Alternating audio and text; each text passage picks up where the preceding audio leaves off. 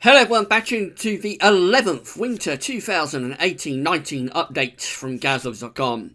So we started the Winter 2018-19 updates on the first Sunday of September. We have done 10 so far. This is your 11th. We've only got 2 more to go after this. Updates number 12 and number 13, and there's also one more seasonal model roundup to go as well, which will be on the final Saturday of November.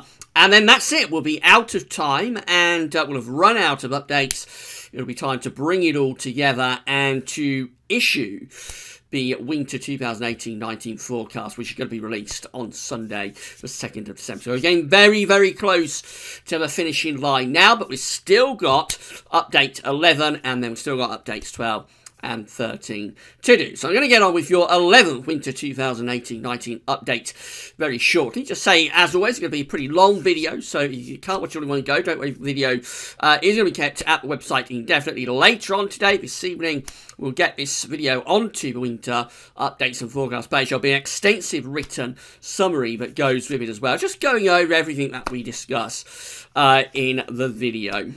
So that'll be probably around 7, 8 o'clock this evening. Coming up later on today, we will also have the 4th update for Christmas. So Christmas update started at the beginning of November. Been pretty irregular so far, but from this week onwards, they're going to start getting more regular. You'll notice them appearing a lot more regularly from the end of this coming week. So the 4th Christmas update will be ahead at Gazloves for you, probably around 5 o'clock or 6 o'clock this evening. Right, so big thank you to James Acril, as ever, our analogues guru, for sending through the analogues and also for sending through the solar tracker. I couldn't do the winter updates as we do them now without James's input. So, as ever, a big, big thank you to James Acril for supplying us with the analogues and the solar tracker. And I think that's pretty much everything I'm going to tell you. Just say, get yourself a comfy chair and a cup of tea, maybe some nibbles, because we are going to be here for a little while. So, well, that's it. I'm going to get on with the 11th update for you right now. We want to start exactly where we left off last week. So last week we was talking at the end of the video about October analogues, and we looked at the October Central England temperature. And we tried to pick out some Octobers that came out quite close to the CT that we've had this year. And then the winters that followed those Octobers. They weren't a particularly good analogues package if you would like a colder winter. But that's what we focused on last week, and now we're going to look at October rainfall. So this is the October rainfall for 2018 as anomalies to average. And you see that for most parts of the country, it's actually been quite a dryish October. So we did have one little wetter area up in the far north and northwest of Scotland, a little bit wetter than average there. But generally, for most parts of the country, a little bit on the drier than average side. Southern, southeast Scotland, drier than average. Northern Ireland, another drier than average month there. And much of England and Wales, either average or drier than average. Now, on the England and Wales rainfall list, we actually came out with 70 to 80 millimetres for this October. So, again, it's a little bit tricky narrowing down because it's not been an exceptionally dry October, but neither has it been a particularly wet October. Has been a little bit on the drier than average side though. So we've gone through Octobers that came out around 70 to 80 millimetres on the England and Wales precipitation list, and we've come out with Octobers 1856, 1876, 1887, 1901, 1920, 1927, 1941, 1948, 1953, 1955, 1957, 1971, 1977, 1983, 1991, 1997, and 2009. All of those Octobers are within the ballpark of October 2018 in terms of total precipitation. So if you bring all of those Octobers together, this is what you find for the Decembers of those Octobers. And for the Decembers, they do have a little bit of a blocking signal up to the north of the country, actually. And you find that you tend to get below average heights underneath it in that sort of area. So you tend to do something a little bit like that with the flow and with the jet stream. They are almost quite cold October. The problem is that the Atlantic is kind of cutting in. So yes, there is a bit of a blocking signal. It's probably not strong enough to favour cold October, but I would have thought within that analogues package there would be several Decembers that would be a little bit on the colder side. Now, as far as January is concerned, following these Octobers that come out within 70 to 80 millimetres, and again quite close to October 2018, looks like a rather colder signal for the Januaries, actually. So you find that you get this area of below average heights across many central parts of Europe, but you also get an area of above average heights in the middle of the Atlantic. There's also a bit of a block to the north of Scandinavia as well. So again, quite a complicated pattern, but probably favouring feeding in colder air into that trough. I think there is a bit of a dip within the 500 millibar flow there. So the Januaries possibly favour something a little bit more wintry and a little bit colder, particularly compared to the Decembers. But the Februaries really do favour colder conditions. So again, these are Februaries following Octobers between 70 and 80 millimetres. So again, quite close to October 2018. And with these ones, you do strengthen the blocking signal up to the north quite a bit. So above average heights to the north of Scotland, above average heights over towards Scandinavia, below average heights are running well to the south of the country with the jet stream on quite a southerly track there as well. So that's leaving us with potentially quite a cold signal, actually, for February. Out of the 3 winter months, it does look as though February has the greatest signal to be cold and blocked, with high pressure to the north and low pressure to the south. And then that continues for the Marches to some degree. Again, these are Marches that follow Octobers with 70 to 80 millimetres in the England and Wales total rainfall list. And again, we find that with these Octobers, or these Marches, I should say, following these fairly dryish Octobers, you tend to get above average heights again around Greenland and Iceland, below average heights underneath it. It's not quite as good a signal as it is in the Februaries to be cold. But nevertheless, you could envisage at least an increased risk that these Marches might be cold. So it looks like it favours a little bit of colder weather later in the winter, actually, compared to the earlier winter. Although even in December, there's a little bit of a blocking signal in evidence. As far as the winters themselves are concerned, not too bad, really. Certainly better for blocking than we saw with last week's analogues, looking at the October CET, which came out almost bang on average. With these drier Octobers, although not very dry, do bear that in mind, these aren't exceptionally dry October, so they are on the drier than average side, and what they favour is an area of above average heights to be to the north and northwest of the country, and also over towards Scandinavia, with below average heights to the south, and that feeds us in a risk of some easterly influences. That would primarily be down to that very strong blocking signal that we have in the Februaries. But again, do bear in mind that the Decembers and the Januaries all have some sort of blocking signal going on. So overall, these Octobers are favouring colder winter conditions, particularly compared to last week when we looked at the CT. So a more encouraging analogues package there if you would like a colder winter. And then the last thing we can do with temperature and precipitation is sort of bring them both together. So if we combine the years with the rainfall list coming up between 70 and 80 millimetres for the Octobers, with the October CET package as well, these are the years we come out with. These are the Octobers. We come out with 1856, we come out with 1920, we come out with 1927, one come out with 1941, 1957 and 1983. That's combining the CET with October rainfall. And as far as the Decembers are concerned, following these Octobers, again, we do see a bit of a blocking signal to be up to the north, some above average heights to the north of the country, below average heights down to the south. So it does weakly favour a rather colder December, actually, when you combine the rainfall and the CT. The Januaries look like this, so they place an area below average heights over the UK and over much of Central and Western Europe, with the above average heights in the middle of the Atlantic. That leaves us doing something a little bit like that for flow, and with the jet stream, there's also quite a strong ridge to the north of Scandinavia.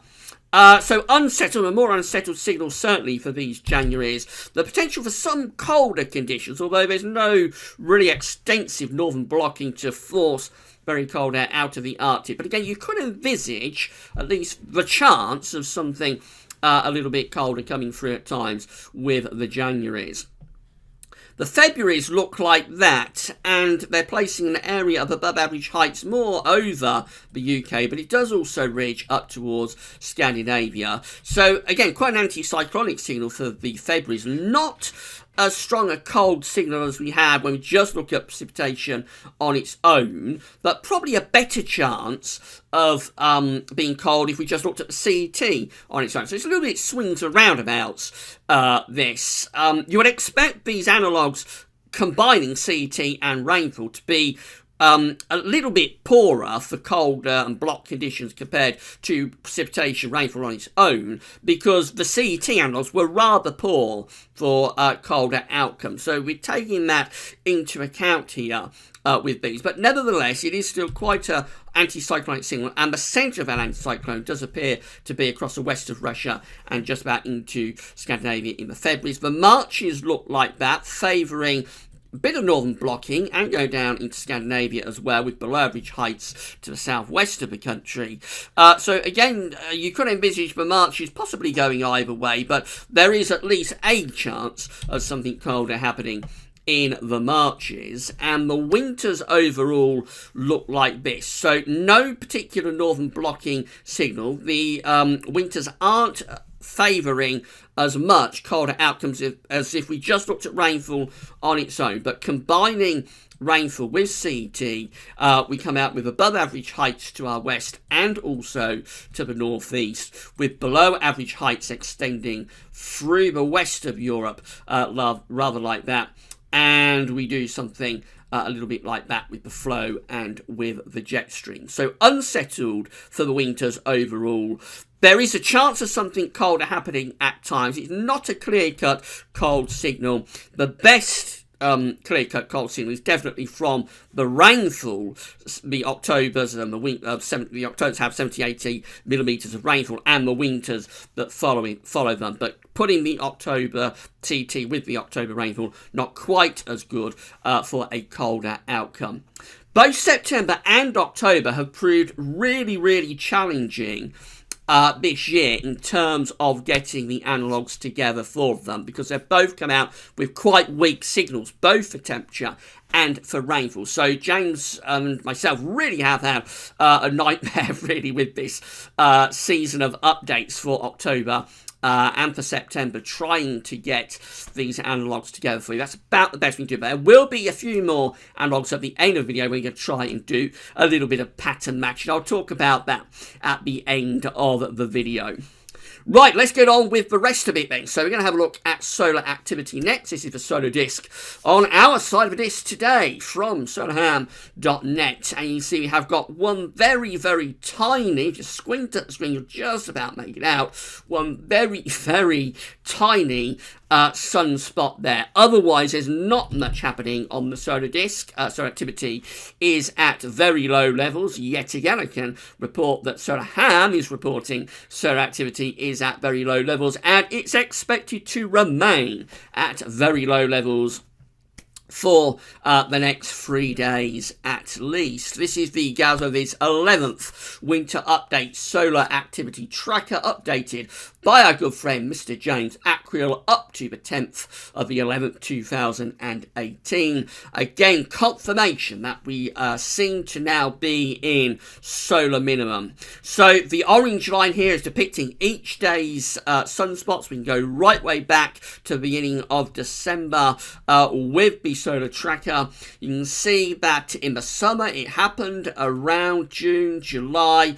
This period just here in the summer, we saw a collapse in sunspot numbers, and so we had a long run with this orange line. Remember, that's depicting each day's sunspot numbers, where there wasn't any sunspots. It was brought to an end by that particular sunspot just there, and then another pretty long run without any sunspots. After that, a little bit more of an increase in sunspot numbers on some days, but we have actually been through another pretty prolonged run without any sunspots. You can see that over 20 days, I think we had again without any sunspots on the solar disk, at least visible sunspots. And so it means that the trend lines, which are the thick red and the thick green lines, the trend lines are more or less on the bottom of the chart.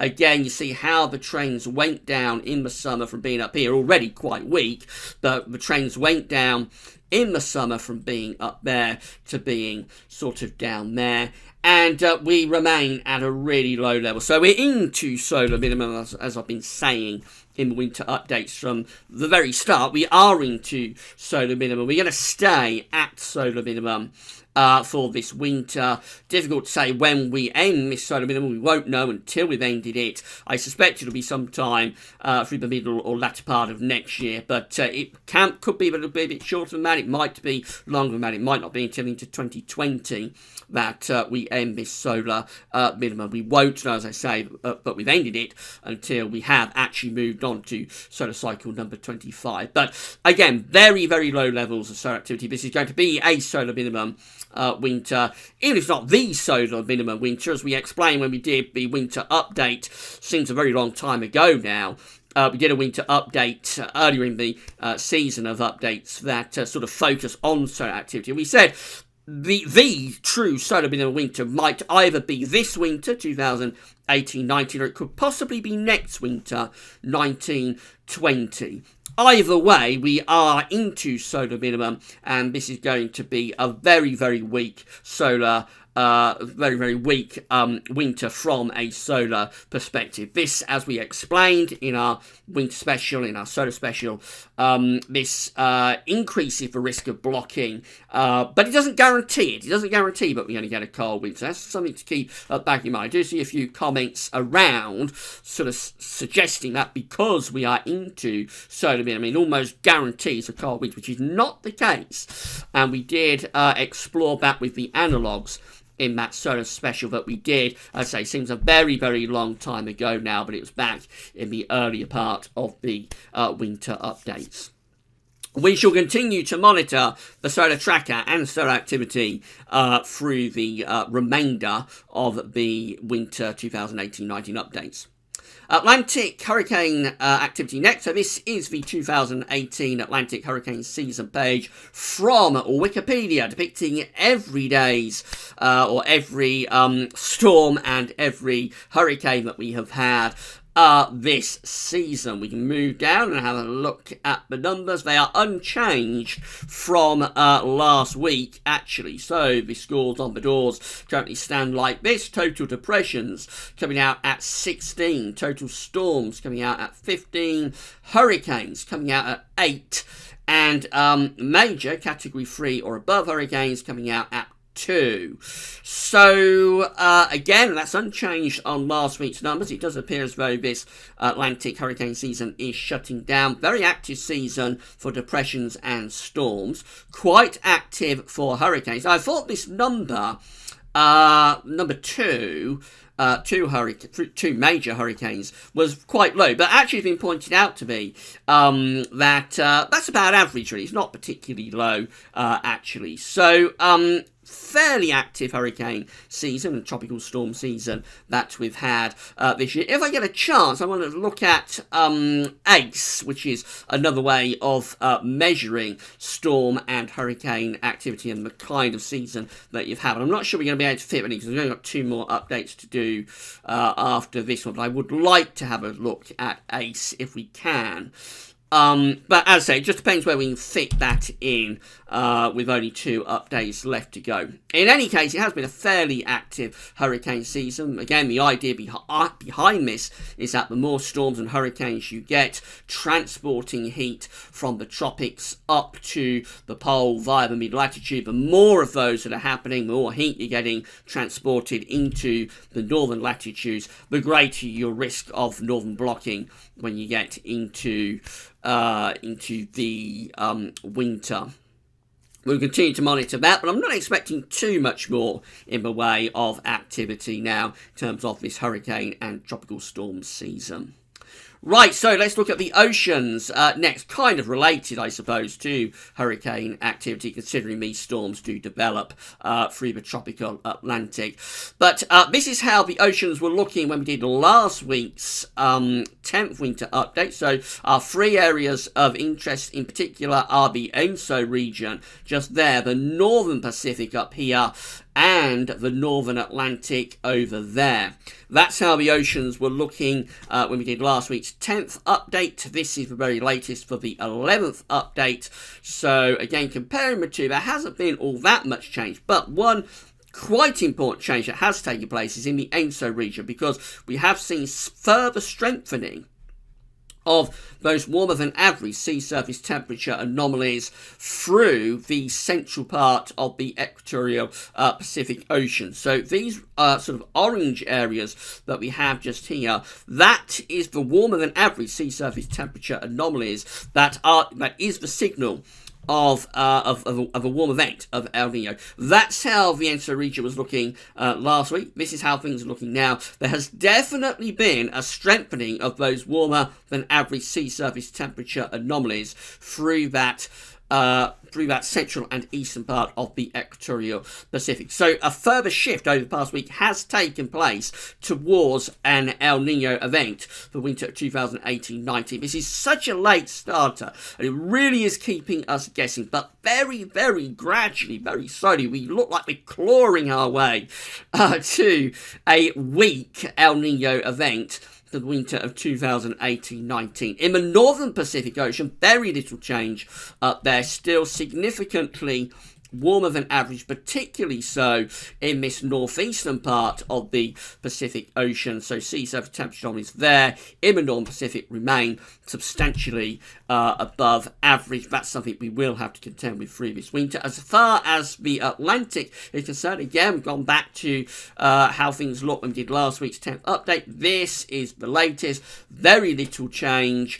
Really stable sea surface temperature anomalies in the northern Atlantic Ocean at the moment. So we still have this cooler than average area of sea surface temperature anomalies to south of Greenland. Have lowered the temperature anomaly a little bit over towards Spain and Portugal as well. The tropical Atlantic close to average, not a big deviation there.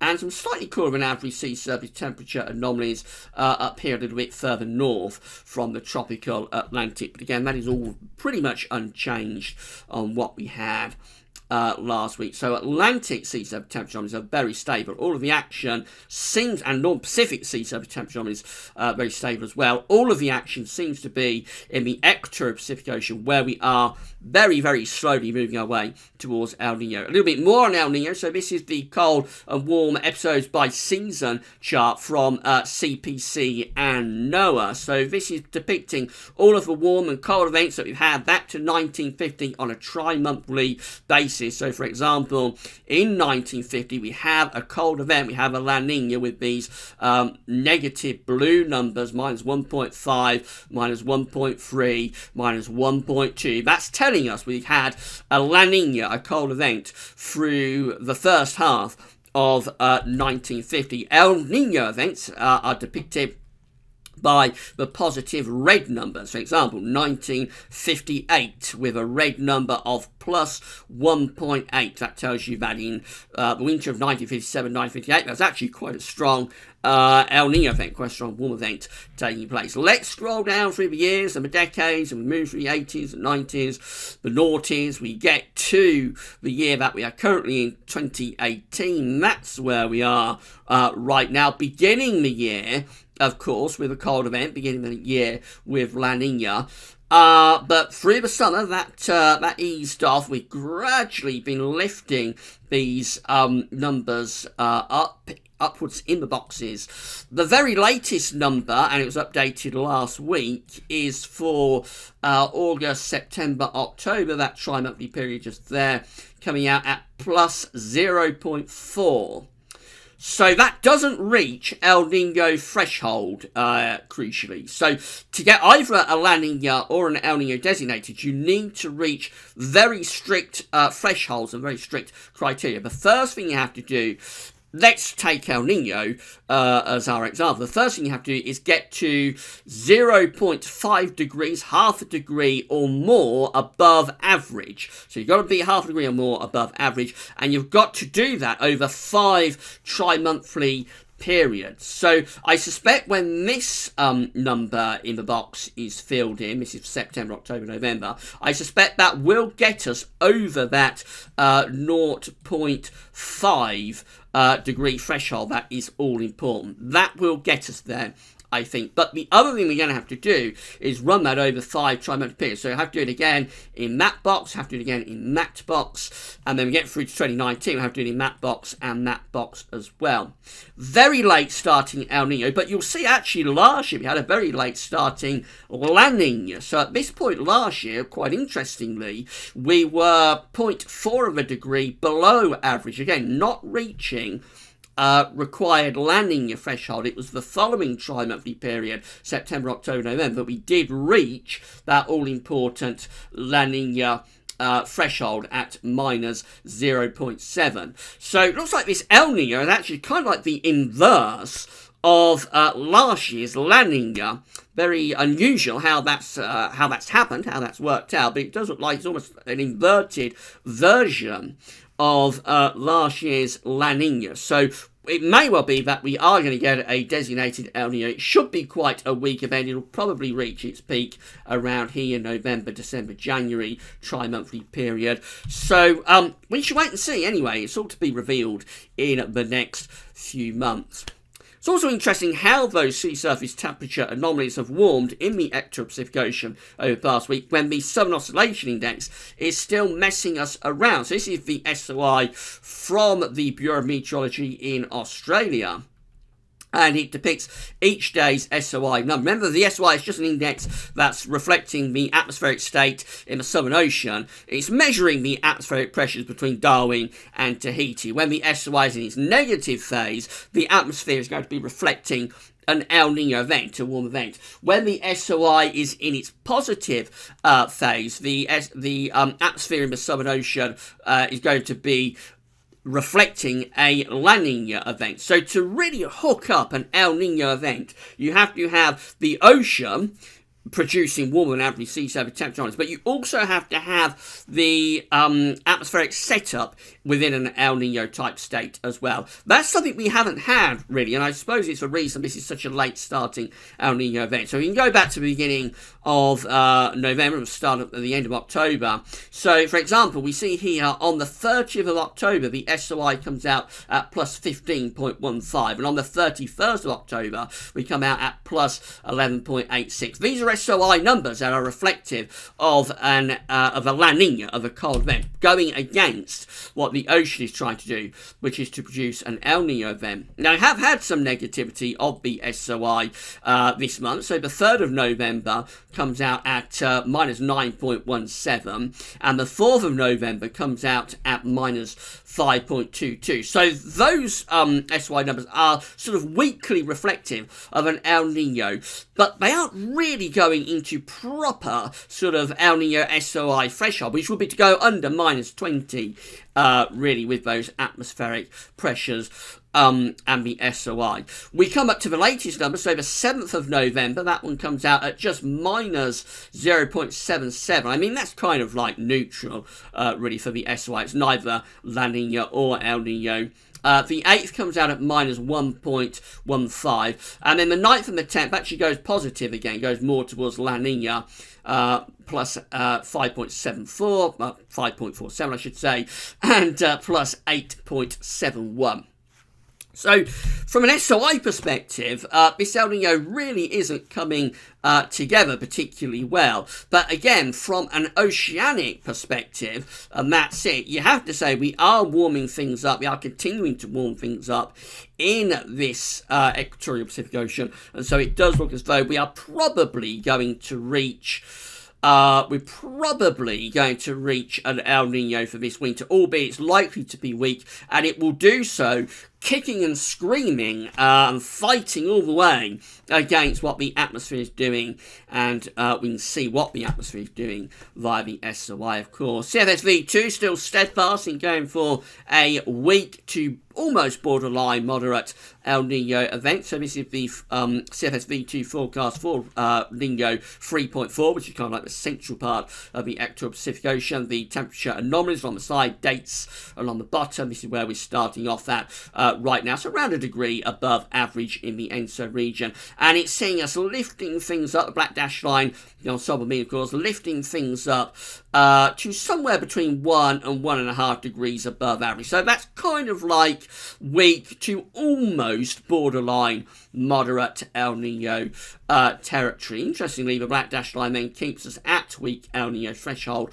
right way through to next summer. That's July, but I think that's very, very speculative, and there's a really good chance in the spring we'll go back to ENSO neutral. It's also forecasting still a Modoki El Nino, which is where the central part of the equatorial Pacific is warmer than the eastern part. That's depicted by regions 1 and 2. So the forecast for regions 1 and 2, which is the eastern part of the equatorial Pacific Ocean, is not as warm as it is for 3.4.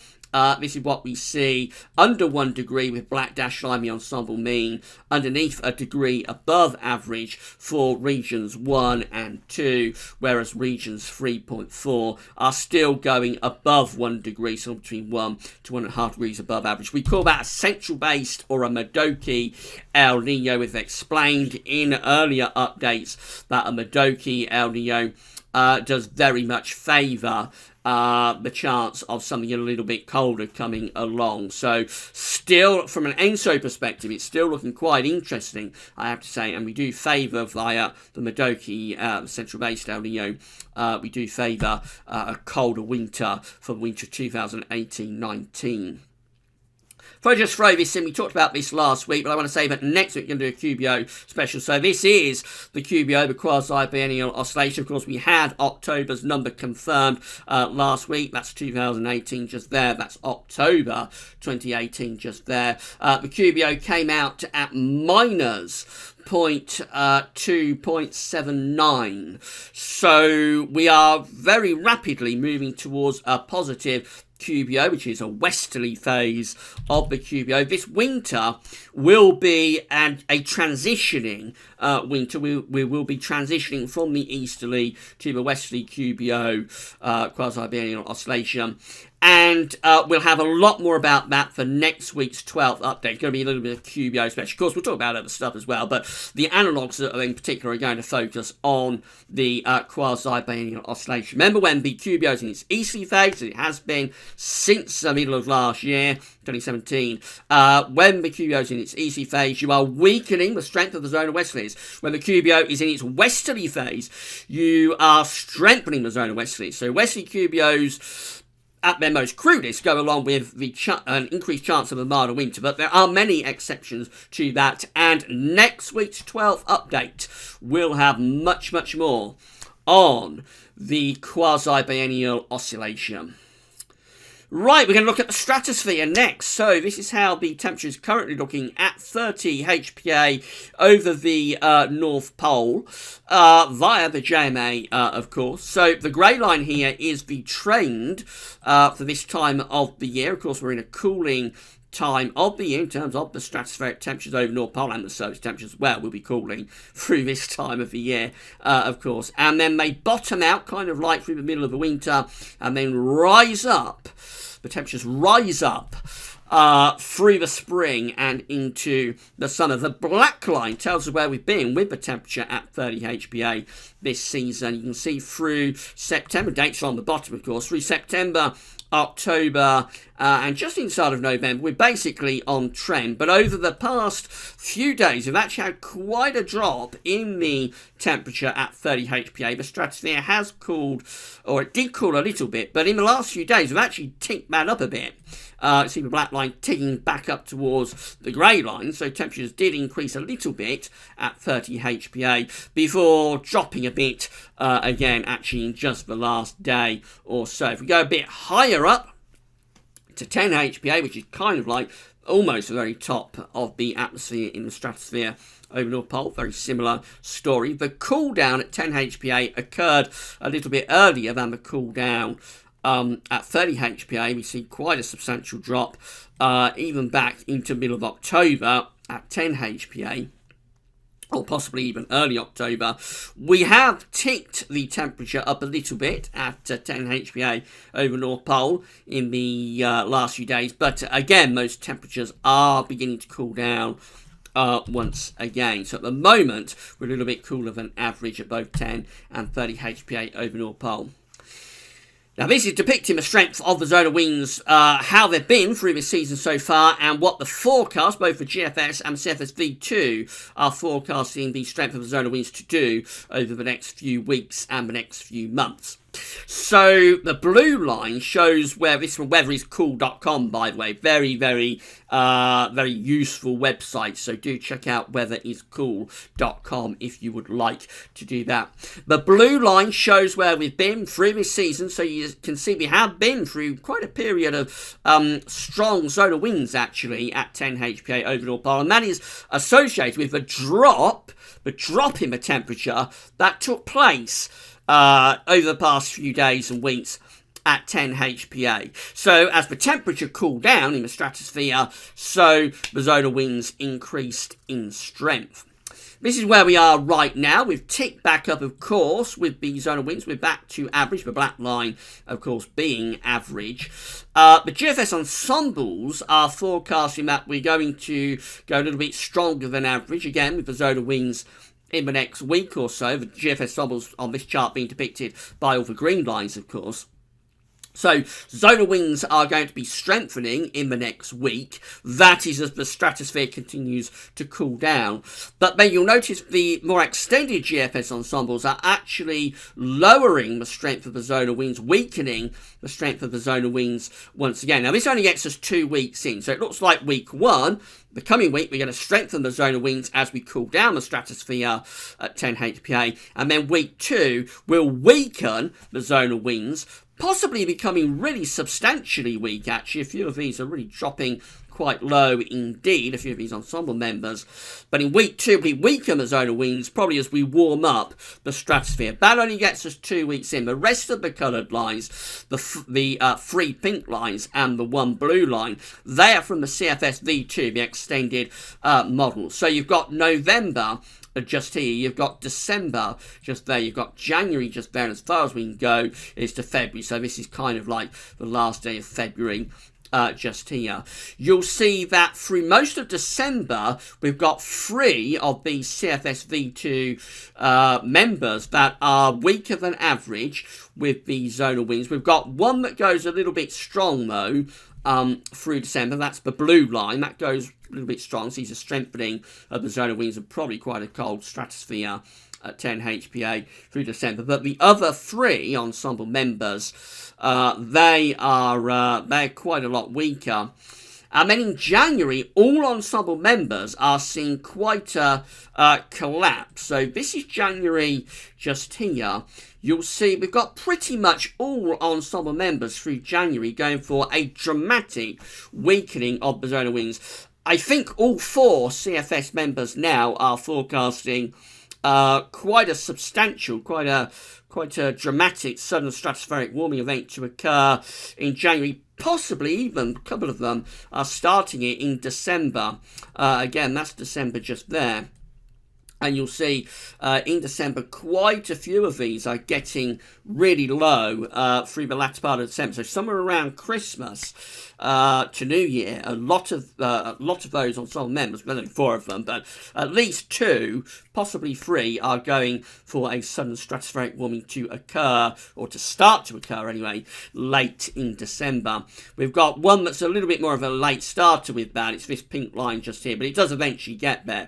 And the upshot is that pretty much all of these 4 CFS V2 runs today are forecasting a dramatic weakening of the zonal winds through January, or either late December or into January. But most of them are quite weak, actually, weaker than average anyway, with the zonal winds even in December. So from a stratospheric point of view, this winter continues to look really quite interesting indeed. I do have to say that this winter continues to look very, very interesting from a stratospheric perspective. Remember, when you get a stratospheric warming and you dramatically weaken the zonal winds, that is something that tends to go along with our most coldest sort of outbreaks, really most extensive northern blocking and coldest outbreaks in our coldest winters tend to occur after sudden stratospheric warming. So definitely from a stratospheric perspective, as far as both the shorter range, there's interest even within the next couple of weeks with the GFS, and particularly over longer range with the CFS, it continues to look really quite interesting from that stratospheric perspective. Right, we've been talking for 14 minutes. I'm going to pause the video there, and then when we come back, we're going to have a look at the very latest for Siberian snow cover, and then we'll finish off doing a little bit of pattern matching for October. So still plenty more to go, but at 40 minutes, let's pause there. Let's go and get a cup of tea and have a little bit of a think about what we've been discussing so far, and then we'll meet back and we'll continue with your 11th winter 2018-19 update. See you very shortly.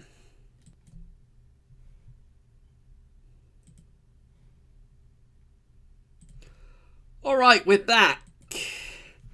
And we're ready to resume your 11th winter 2018-19 update. So we've been talking for 40 minutes and a lot of information crammed into that. But now we're going to carry on with the video. We're going to have a look at the very latest for Siberian, Russian and Scandinavian snow cover. And then we'll do a little bit of October pattern matching just to put the finishing touches onto the October analogues. And then it'll be time to move on from them. So we're going to continue now by having a look at Siberian and Russian and Scandinavian snow cover. This is how things were looking across Eurasia when we did last week's 10th update. So we had quite a big increase in snow cover across both Russia and Scandinavia through the closing days of October. We pushed the snow line pretty much to the west of Russia and extended it across Scandinavia quite a bit as well. So that's how things were looking when we did last week's 10th update. This is the very latest. And actually, we've receded quite a bit of that snow away from the west of Russia. So again, excuse me, that was last week's situation last week for the 10th update. This is the situation now. We've lost a little bit of snow across Scandinavia. Not too much, but we have lost a little bit across Scandinavia. But we've lost quite a bit, actually, across western parts of Russia. You can see a fairly steep pushback in that snow line from the west of Russia over the past couple of weeks. That is something that does happen a little bit at the beginning of November. There are several years that do show this, so it's not something to be overly worried about. The feedback mechanisms for the winter tend to be in October. I'm less sure about what the feedbacks are for November. It really is October that you want to be seeing that snow line pushing through Russia and Scandinavia quite quickly, and particularly the latter stages of October. As we said last week, what happened in the closing stages of October 2018 appeared to be fairly similar to what happened in the closing stages of October 2012. So let's go back through the years then, and again, this is situation very latest in terms of Russian and Scandinavian snow cover. That's how things were looking in 2012. So we are quite in 2017, I should say, last year. We are quite close to 2017, both for Russian snow cover and also for Scandinavia. There's perhaps a little bit more snow cover at this point in 2017 compared to now, but there's not much in it, and it is quite close for Russia as well.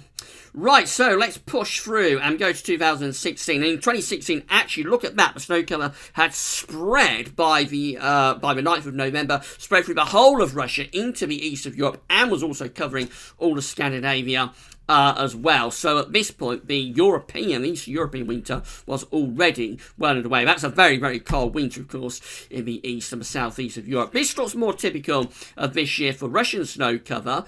So we are close to 2015 for Russian snow cover. We have more snow cover, though, across Scandinavia than 2015. This is 2014, so probably quite close for Scandinavian snow cover, quite similar for Russian snow cover. Notice it isn't that unusual to push this snow back a little bit from the west of Russia through early November. That's 2013, so let's just compare the two. So probably quite close for both Russian and also Scandinavian snow cover to 2013. That's 2012. I think we have a little bit more snow cover at this point in 2012 than we've got across Scandinavia right now. And we are close this year to 2012 for Russian snow cover.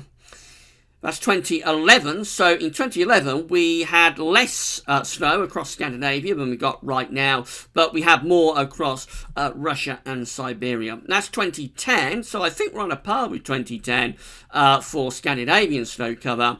And for Russian snow cover, I think we're ahead, actually, of 2010. Not doing too bad at all compared to 2010. That's 2009. I think we are behind 2009 for both Scandinavian and also for Russian snow cover. That's 2008. Have more snow cover across Scandinavia now than at this point in 2008. Probably very similarly matched, or perhaps a little bit more in 2008 compared to this year. But again, it is a judgment call, so you have to let me know if you agree with my assessment for these years. This is 2007, so for Scandinavian snow cover, quite closely matched 2007. For Russian snow cover, probably more in 2007 we've got right now.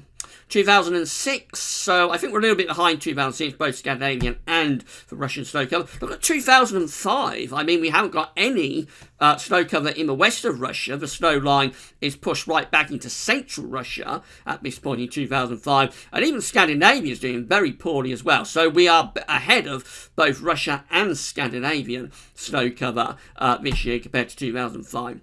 2004 looks like that, probably very closely matched for Russian snow cover. I think a little bit more across Scandinavia this year than in 2004. That's 2003, again, probably closely matched for Russian snow cover, probably a little bit more this year for Scandinavian snow cover. 2002, we're behind 2002 for both Scandinavian and Russian snow cover. Again, we was already pushing the snow line into the east of Europe at this point in 2002. 2001 looks like that, so probably a little bit behind 2001 for Scandinavian snow cover, probably very closely matched for Russian snow cover. 2000, I think we're probably closely matched to the year 2000 Scandinavian snow cover, and we are probably ahead of 2000 for Russian snow cover. Again, the point is, this receding back of the snow cover in western Russia is not particularly unusual for this point of the year. 1999 looks like we are a little bit behind 1999 for Russian snow cover, but we are ahead for Scandinavian snow cover. And then finally 1998, we're behind 98 for Russian snow cover, and also a little bit for Scandinavian snow cover as well. As I say, I won't worry too much about that at all, because I do think that October is the main month that this is important, how quickly we get the snow cover across Russia and Scandinavia through October. It's less important once you get through to November, but we will keep monitoring it through the remainder of the winter updates. And then finally, we're just going to do a little bit of pattern matching to finish off. So this is the 500 millibar height anomaly reanalyzed for October 2018. So it was quite an anticyclonic month with above average heights centered very much over not just the UK but much of central northern Europe. We had below average heights around Greenland and Iceland, and also below average heights to our south. James and I have gone back through the archives, through the reanalysis right way back to 1850 to try and find the years we think are the closest matches. Now, you're never going to get a totally 100% like-for-like match, so that's the first thing to say about this. So we've come up with what we think are the closest matches in terms of the 500 millibar height anomaly to October 2018. Do let me know through the comments whether you think these are decent matches to October 2018. So the first year we've come up with is October 1883,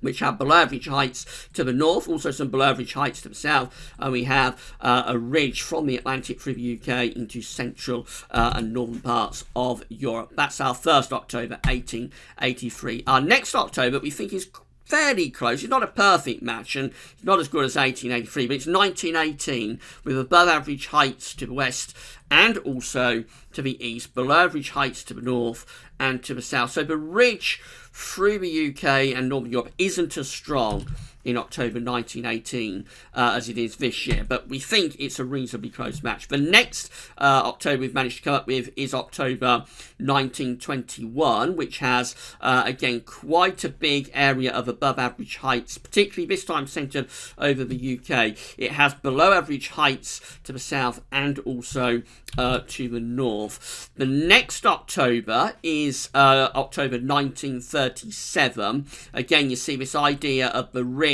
from the Atlantic. It extends through the UK and into central and northern Europe. The below average heights are up to the north and also down to the south. That's a slightly better match, I think, to October 2018, 1937. 1957 is the next October, we think is a fairly decent match. Again, below average heights to the north and to the south, above average heights through the UK and extending into central parts of Europe, October 1957. I say, do let me know through the comments what year you think is the closest match to October 2018. October 1962 comes up next. Interesting, that one. So again, with October 1962, we have the above average heights extending through the UK and into Central Europe. We've got the idea of below average heights. Change colour, we've got the idea of below average heights up to the north and also to our south. October 1969 has a high pressure just that little bit more centred over the top of the UK, but still with the idea of the below average heights to the north and to the south to some degree. October 1978 comes up next. Some quite interesting years. I'm sure these are picking your ears up a little bit. We'll look at the winter reanalysis in a moment. October 1978 has that above average heights extending from the UK into Central Europe. It has the below average heights up to the north and also to the south. October 1978 is a fairly close match, we think, to October 2018. And then the last October we've managed to come up with that we think is fairly close is October 1986, with again below average heights to the north, a little bit further south with the above average heights with this one, but still that same broad idea. You'll notice below average heights there, above average heights there, and then below average heights down there. So what do those winters yield? So we go back to winter of 1883, 1884, and it's an anticyclonic winter, this, with above average heights very, very close to the UK, so quite a dry winter, not a particularly cold winter. There's no strong blocking signal. The jet stream is going off to the north, so dry, quiet, and probably fairly mild for the winter of 1883, 1884. 1918, 1919 comes up next with a deep area below average heights in the Atlantic and into into the UK. There is a really strong blocking signal, but it's not remembered as a particularly cold winter, this 1918, 1919. It is a very, very wet winter as World War One ends. The next winter is 1921-1922. This is a very unsettled winter with below average heights through much of Central Europe. It's a cold winter, this, for central parts of Europe. It isn't a particularly cold winter for the UK, but it is an unsettled winter. 1937-1938, which I think is cropping up quite a bit in our winter analogues this year, has above average heights to the north and below average heights to the south, so seemingly there's some pretty cold weather at times going on through the winter of 1937-1938. 1957-1958 comes up next with below average heights to our northeast and a blocking signal out to the northwest. We bring the wind down from the north. It starts off quite mild in December 1957, but my word, does it get cold by the end of February and into March 1958. And then we've got the daddy. Yes, the daddy of winters is included again in this week's pattern matches. So we see the winter of 1962-1963 following that October pattern match of October 1962. It is the daddy of cold winters. It's the coldest winter since 1740 with blocking around Greenland. Very, very extensive. Below average heights to our south, and of course we bring in those extraordinarily cold east or northeast winds. It's the coldest winter since 1740. It's the daddy of cold winters, 1962-1963, and it is included in this week's analogues package. 1969-1970 shows up next. This is an unsettled winter. It has below average heights to the southeast of the country, above average heights to the northwest. We bring the wind in from an east or northeasterly direction. It starts off quite mild in December 1969, but it gets a lot colder later on. Then we've got the winter of 78-79 showing up. So really interesting with these pattern matches, aren't they? So we've got another cold winter here with below average heights to our south, a very strong blocking signal around Greenland. We're bringing in those easterly winds. It's like a toned down version of 62-63. It isn't as cold as 62-63, but it was the coldest winter to 63 at that point, and we haven't really had a severer winter as 1979 since it. And then finally, we've got the winter of 86-87. This is another cold winter. So these October pattern matches are looking very, very interesting, especially the latter ones. So 86-87 has above average heights to the north, below average heights over to the east. We bring in those easterly winds. It contains the big freeze of January 1987. Bringing those years together and looking at the Decembers before 1950, we see this. So we start off with winters and winter months pre-1950. Then we'll look at post-1950 in a moment. The Decembers with below average heights to the north, above average heights to the southwest. So relatively mild and Atlantic-driven signal for the Decembers. The Januaries look like that. They have below average heights to the west, above average heights to the northeast. Remember, these are all before 1950. So doing something a little bit like that with flow and with the jet, probably a bit of a battleground month. That could go either way, it could swing either way. You could envisage a cold January via that high pressure to the north of Scandinavia. Equally, you could envisage a mild January from the low pressure that's over to the west of the country. February's just look really quite mild, to be honest, with that area of below average heights to the west of the country, and we bring up those southwesterly winds. And then the Marches look like that, strengthening the blocking signal around Greenland. So we do strengthen that northern blocking signal up towards Greenland, but we also have this trough of below average height. So again, around the UK. So again, the Marches could go either way. You could envisage a cold month from that blocking over Greenland, but you just have to force that trough a little bit further south with the Marches. And as far as the winters combined are concerned, with these October pattern matches, matches before 1950, so that's 1884, 1919, 1922, 1937. Actually, it just looks quite mild and unsettled, really, with west or southwesterly winds. It's a very different story, though, post-1950. So these are the Decembers for those October pattern matches post-1950, which includes December 1957, 1962, 1969, 1978, 1986. Much stronger blocking signal close to Greenland with below average heights over and to the east of the country. So already in the Decembers you could envisage some colder conditions. But look what happens as you get through to the Januaries. These are the Januaries for these October pattern matches: 1958, 1963, 1970, 1979, 1986, with below average heights to our south. A strong blocking signal around Greenland. January, therefore, with these October pattern matches after 1950, and they're interesting, they're the more modern pattern matches, they are favouring a cold month in January, and it continues into February. So look at this, totally different with these October pattern matches with post-1950 for February compared to pre-1950. Really strong blocking signal around Greenland in the Februaries with the below average heights to the south of the UK. We pull down those bitterly cold easterly winds. February is favoured to be cold with those October pattern matches. As far as March is concerned, the blocking signal weakens. So after the cold January and February, we start to lose the blocking. We bring low pressure back up from the south, and I suppose a bit of a welcome relief, really, of spring gets going in March. As far as the winters are concerned, look at that with the October pattern matches post-1950. Again, it's the winters of 1957, 58, 62, 63, 69, 70, 78, 79, and 86, 87. With those Februaries, with those winters, we are favouring a cold signal below average heights over to the south of the UK, and a really strong blocking signal to the north. It brings that wind in from the northeast.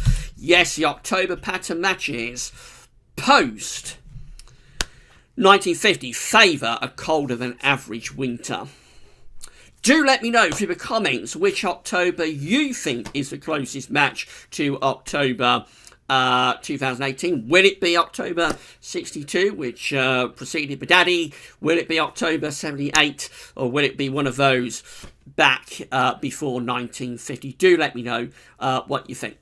Right, so at 1 hour, 1 minute, that is your 11th winter 2018-19 update done and dusted. Just 2 more winter updates to go. Update number 12, update number 13, and 1 more season 1 roundup, and then we are done. And we'll have to get it all together and give you the winter forecast. This video will be placed on the winter updates and forecast page later on today. There'll be an extensive written summary that goes with it as well.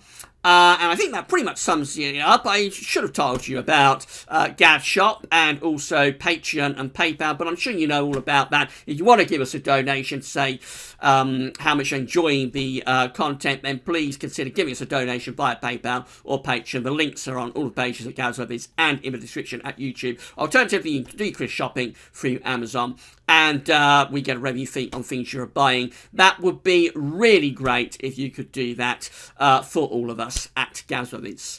At 1 hour 2 minutes, that wraps it up. This video will be placed on the winter updates and forecast page with a written summary going over everything that we discuss in the video later on today, probably around 8 o'clock this evening, something like that.